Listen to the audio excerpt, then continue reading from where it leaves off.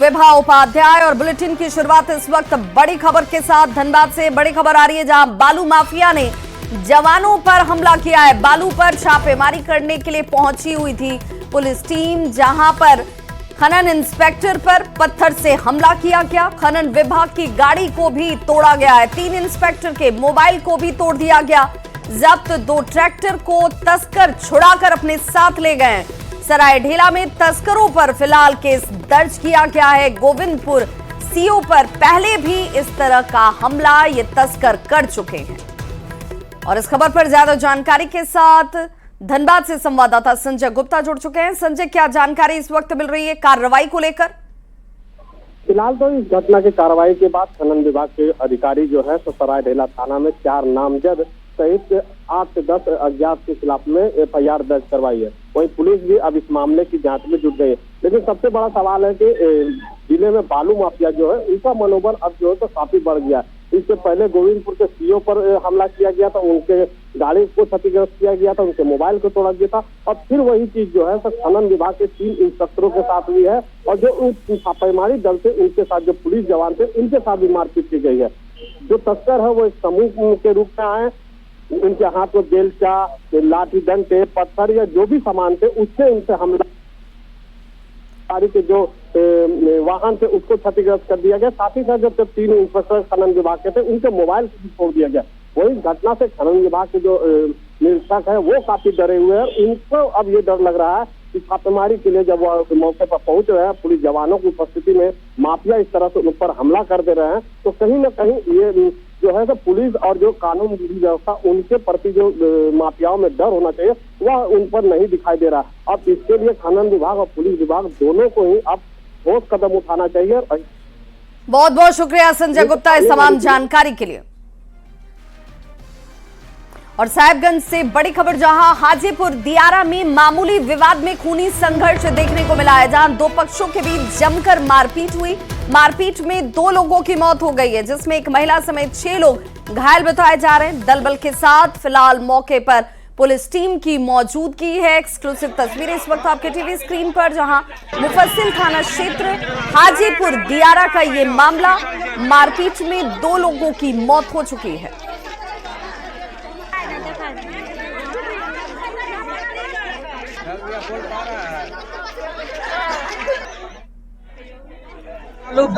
चाकू, भाला, तरवाल, फरसा से हम लोग को मार के मतलब बेदरंग कर दिया और मौत हो गया। दो को तो पोस्टमार्टम है, अभी गया है भागल हॉस्पिटल में। सबको मार दिया। सब कुछ का बॉन्ड भी बना था, सब कुछ हुआ था। हम लोग मिली जुली राजी थे, ठीक है। इस बीच में विवाद देखा कि अकेला पा लिया, इस सबको मार दिया जाए। झारखंड में अबुआ आवास के लाभुकों को 1 सप्ताह के अंदर तीसरी किश्त की राशि का भुगतान किया जाएगा। और ग्रामीण विकास मंत्री दीपिका पांडे सिंह ने झारखंड मंत्रालय में विभागीय समीक्षा के दौरान अधिकारियों को इस बाबत निर्देश दिए। उन्होंने कहा कि विधानसभा चुनाव की वजह से लाभुकों के खाते में राशि ट्रांसफर नहीं हो पाई थी। अब प्राथमिकता के आधार पर इसे पूरा किया जाएगा। उन्होंने कहा कि केंद्र के पास मनरेगा का राशि बकाया है और अगर जरूरत पड़ी तो वो खुद केंद्र सरकार से इस बारे में बात करेंगी। जो पिछले फाइनेंशियल ईयर का 23-24 के आवास जो बन रहे हैं, जिनकी ढलाई बाकी है या 3rd इंस्टॉलमेंट जिनका ड्यू है, और उस पर निर्देश दिया गया क्योंकि मौसम भी ऐसा है तो लोगों को परेशानी ना हो, उनका जल्द से जल्द 3rd इंस्टॉलमेंट मिले और कंप्लीशन हो घरों का, क्योंकि एक बहुत अच्छा स्कीम सरकार का लेके आया गया था। मनरेगा का बहुत सारा बकाया केंद्र सरकार के पास है, जिसकी वजह से ग्रामीण इलाकों में परेशानी हो रही है जो हमारे मनरेगा से जुड़े हुए मजदूर हैं। और ग्रामीण अर्थव्यवस्था आप समझिए मनरेगा के माध्यम से चलना है। केंद्र सरकार से कैसे हमारे हिस्से का जो पैसा है, झारखंड के मजदूरों का, किसानों का पैसा है, उसको लाया जाए, उस पर हम लोगों ने चर्चा की।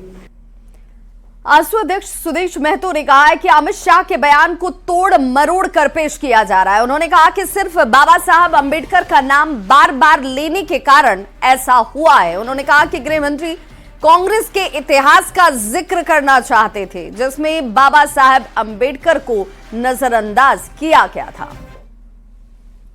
बयान में कोई गलत रूप से प्रस्तुति नहीं थी। उन्होंने नाम को रिपीट बाय रिपीट थोड़ा ज़्यादा किया, उसी को कट निकाल के लोग उसको गलत ढंग से रखने का काम कर रहे हैं। मैं समझता हूँ वो कांग्रेस को बताना चाहते थे कि किस तरह से कांग्रेस के बड़े नेता, तत्कालीन बड़े नेता अम्बेडकर जी को चुनाव में आने से रोक रहे थे, उनके खिलाफ प्रचार कर रहे थे, यही तो बताना चाह रहे थे वो।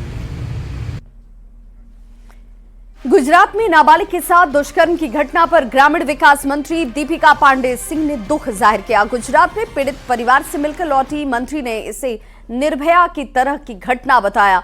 उन्होंने कहा कि पीड़ित परिवार को आर्थिक मदद दी गई है और बेहतर इलाज के लिए सरकार एयरलिफ्ट कराने को भी तैयार है। उन्होंने गुजरात में काम करने वाले प्रवासी मजदूर को सुरक्षा दिए जाने की मांग की, साथ ही मजदूरों को हर सुविधा दिए जाने की बात भी कही।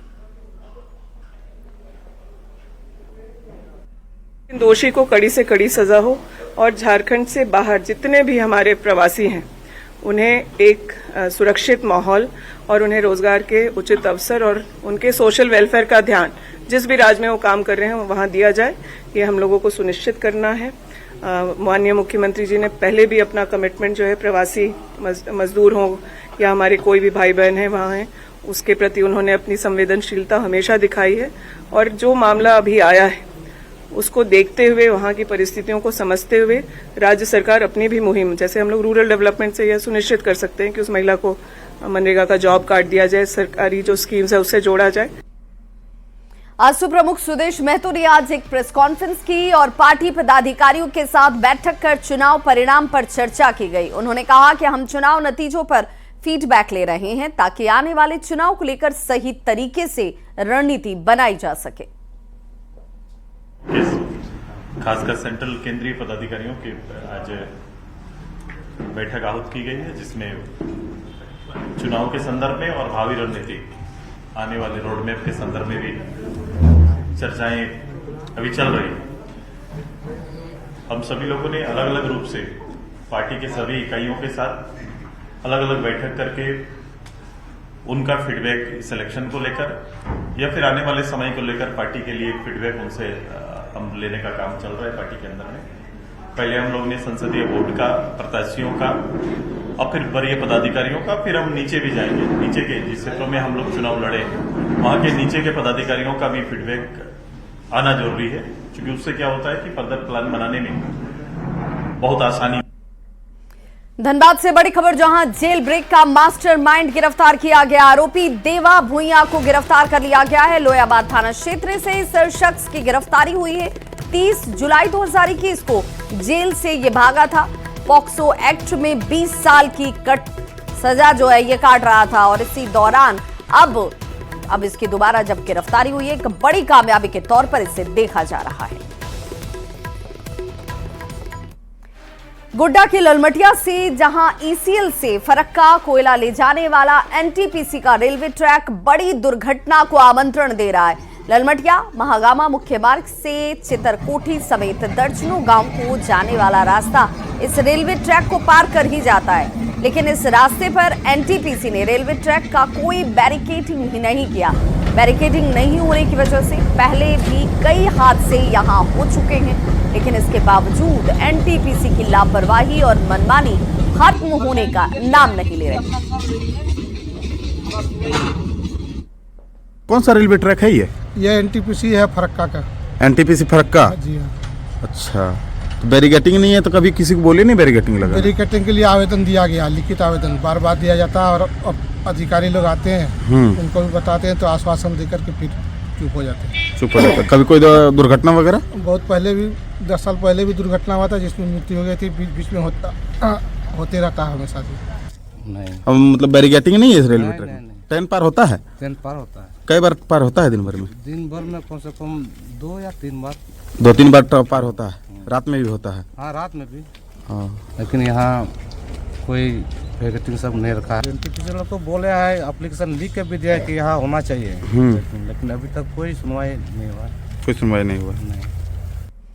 खबर सिमडेगा से, जहां कारोबारी को पिस्टल दिखाकर धमकी दी गई। आरोपी ने कारोबारी से 10 बोरी सीमेंट उधार में मांगा था, जिसे मना करने पर आरोपी ने पिस्टल दिखाकर कारोबारी को उसके भाई के साथ मारने की धमकी दी। पूरी घटना सीसीटीवी कैमरे में कैद हुई है। दुकानदार ने सदर थाने में केस दर्ज कराया है, लेकिन घटना के दूसरे दिन भी आरोपी जिशान पुलिस की पकड़ से बाहर है, जिससे दुकानदारों के बीच दहशत है। एसपी ने आरोपी को जल्द गिरफ्तार करने की बात कही है। और मोबाइल निकाल के उसका गन निकाल के उसको दिखाने लगा और गन को लोड किया, जो कि खोखा क्या गिरता है वो गिरा। फिर उसको सीसीटीवी में दिख रहा था तो उसको उठाया भी वो, और उठा के उसका एक दोस्त था जो मोबाइल में बात कर रहा था, वो घुमा तो उसको सीसीटीवी दिख गया। इसके बाद वो बोला कि चलो चलो ये लोग को बाहर देख लेंगे। क्या नाम है उस लड़के का? उस लड़का का जिशान नाम है। मॉनिटरिंग की जो प्रक्रिया है उसको और सुदृढ़ करेंगे।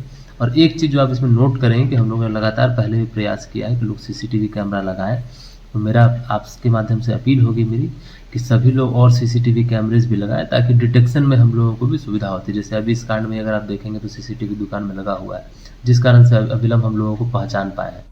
और इस बीच बड़ी खबर बिहार के पटना से आ रही है, जहां पर कांग्रेस और बीजेपी के कार्यकर्ता ही आपस में भिड़ गए हैं। कार्यकर्ताओं के बीच जमकर लाठियां भाजी गई हैं, बीच सड़क पर घमासान हुआ है। पुलिस बीच बचाव करने के लिए उतरी। कांग्रेस और बीजेपी कार्यकर्ताओं को संभालने में फिलहाल पुलिस जो है वो जुट गई है। बीच सड़क पर एक दूसरे को यहां पर गालियां दी गई, लाठी डंडे के साथ दोनों पार्टी के कार्यकर्ता देखिए कैसे आमने सामने हो गए।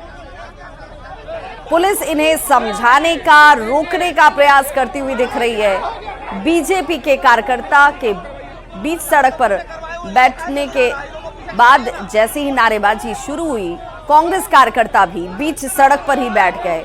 पुलिस कार्यकर्ताओं को संभालने में जुट गई। देखिए कैसे दोनों तरफ से हाथ में लाठी डंडे लेकर एक दूसरे पर भांजने का प्रयास किया जा रहा है। हालांकि पुलिस की तरफ से तत्परता जरूर दिखाई गई ताकि स्थिति को कंट्रोल में किया जा सके, लेकिन सवाल ये कि कानून के हाथ में लाठी डंडे तक तो सब कुछ ठीक, लेकिन खुद उसके सामने ही कार्यकर्ता या फिर आम जनता लाठी डंडे लेकर एक दूसरे को मारने पर उतारू हो। हालांकि इसके पीछे की वजह क्या रही, क्यों ये दोनों ही पार्टी के कार्यकर्ता इस तरीके से गुत्थम गुत्थी करते नजर आए, लाठी डंडे एक दूसरे पर भाजने जाने लगा। ये एक्सक्लूसिव तस्वीरें इस वक्त आपके टीवी स्क्रीन पर, बीच सड़क पर ही घमासान की ये तस्वीरें सचमुच सवालों को जन्म देने वाली। और पटना से हमारे साथ न्यूज़ 18 संवाददाता रवि एस नारायण जुड़ चुके हैं इस खबर पर ज्यादा जानकारी के साथ। रवि, आखिर ऐसा क्या हो गया कि कार्यकर्ता एक दूसरे पर ही लाठी भांजने के लिए तैयार हो गए? देखिए, अब तक अंबेडकर को लेकर के जो सियासत सदन में या बयानबाजी तक थी, वो अब खुली सड़क पर जो है वो लाठी डंडों से शुरू हो गई है। आज बीजेपी के युवा मोर्चा जो है उन्होंने अपना प्रदर्शन रखा था, और प्रदर्शन कहाँ रखा था, वो सदाकत आश्रम जो कांग्रेस का मुख्यालय है उनके गेट के ठीक सामने प्रदर्शन करने का ऐलान किया था। आज जब युवा मोर्चा के कार्यकर्ता जब यहाँ पे सदाकत आश्रम पहुंचे, बहुत बहुत शुक्रिया रवि एस नारायण। और सीधे अपने दर्शकों को लिए चलते हैं जहां पर इस वक्त मल्लिकार्जुन खड़गे प्रेस कॉन्फ्रेंस करते हुए और क्या कुछ कह रहे हैं, जरा वो भी सुनते हैं। सदन में गड़बड़ नहीं होना, सदन में जो मुद्दे रखे जाते हैं उसका चिंतन होना, इसीलिए हम कोई हाउस, बोथ द हाउसेस में कोई डिस्टर्ब करने का कोशिश नहीं की है। 14 दिन तक हमने अपना जो हाउस चलाने के लिए जो हमारा एक दृढ़ संकल्प था, हमने करके रोज हम प्रोटेस्ट करते थे, और रोज हमारे पास मेन मुद्दा था कि जो अदानी इस देश को लूट रहा है और उसको लूटने जो दे रहे हैं लोग, उनके ऊपर हमारा हमला था। लेकिन बीच में जब संविधान की चर्चा आई, उस वक्त शाह जी को कहां से समझ में आया, किसने ध्यान दिया या मुझे वो मालूम नहीं। और उन्होंने भगवान की व्याख्या भी अलग कर दी। अंबेडकर के बारे में या कोई लीडर के बारे में कोई बोलता है, अगर कोई पूजनीय है तो उनके बारे में अगर कहते हैं तो उन्होंने डॉक्टर बाबा साहब अंबेडकर का मजाक उड़ाया। क्या कह के कि भाई अंबेडकर अंबेडकर अंबेडकर अंबेडकर बोल के कितने बार बोलते हो?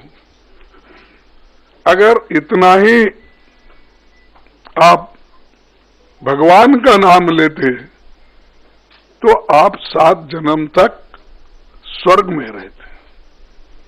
ये मानसिकता अगर किसी पॉलिटिकल पार्टी की है, किसी लीडर की है, ये सोच, ये निंदनीय है। आई कंडेम इट। ऐसी चीज अगर देश को आप सिखाएंगे, ये भी आधुनिक युग में, नहीं तो ऐसा ही मैं भी कहूंगा कि उनके पास भी बहुत से लोग हैं, बगैर अब अदानी को पोर्ट, एयरपोर्ट, रोड, ये जमीन के ऊपर जमीन के नीचे जो कुछ है दे रहे हैं ना, और सिर्फ रोज उसको बोलना चाहिए, भाई ये तू पैसा किसा कमाने का मत कर, रोज उठ के वहां जा, जो जगह मिली वहां पर सिर्फ नमस्ते करते ही बैठो, पैसे आ जाएंगे, खोदने की जरूरत नहीं। लेकिन ये बोलने के बाद उन्होंने गलती हुई ये मानने को तैयार नहीं थे। और हमने भी आपसे कल यही कहा कि भाई जब वो मानना, वो हमारी जो डिमांड है कि रिसिग्नेशन देना चाहिए, नहीं है तो कम से कम हमारे प्रधानमंत्री जी उनको बर्खास्त करना चाहिए। लेकिन हमको मालूम हुआ वो बर्खास्त करने वाले नहीं है, इन्हों छोड़ने वाले नहीं। तो इसीलिए हमने ये मुद्दा जनता तक पहुंचाने के लिए सभी हमारे पार्टी के नेता राहुल गांधी जी, प्रियंका जी, पार्टी के सभी एमपीज और राज्यसभा के मेंबर सभी मिलके इस मुद्दे को हमने उठाया।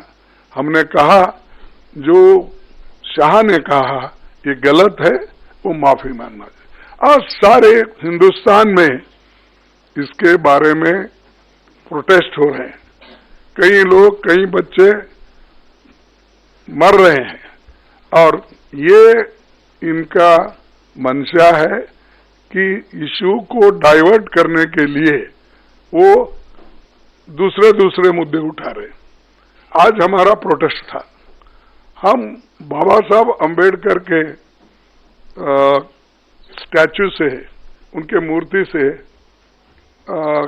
निकले और हम एक शांत तरीके से लाइन में हम आ रहे थे, लेकिन उनको क्या सूझा मुझे मालूम नहीं।